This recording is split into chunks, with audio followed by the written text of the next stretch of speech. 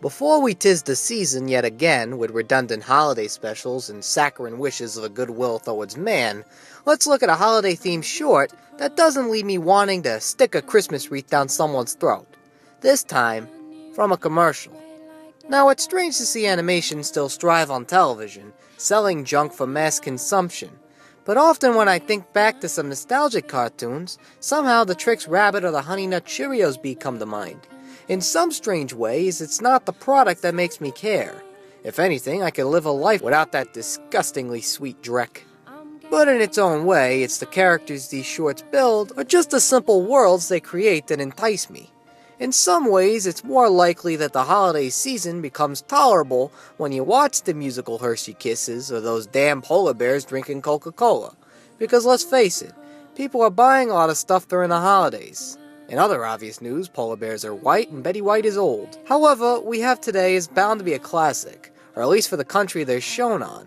What I'm referring to is the hand-drawn short from the John Lewis department store in England. From what I can gather, the commercial cost 7 million euros to produce, and used the talent of the co-director of Brother Bear to help animate. The story itself is standard Christmas fare. A bear celebrates Christmas for the first time, ignoring the fact that he's denying himself a valuable hibernation time, but for the most part it's cute. And it owes itself to the style of animation, which is more than it appears. For the most part, it looks like a standard hand-drawn short that you'd find Disney producing in the mid-2000s. However, in contrast to the backgrounds, there's slightly more depth. That's because, much like the Fleischers in the late 30s to early 40s, the animators made physical sets, had the frames individually stamped on cardboard cutouts, and shot each character frame by frame via stop motion. With a little color correction to adjust for the lighting, we have ourselves one fine-looking short that makes me question how the illusion of light was even brought to begin with. So when you look at the camera moving with the characters, that's the animators manipulating all the characters and the camera at the same time, making sure it seems like one seamless shot. And it really works.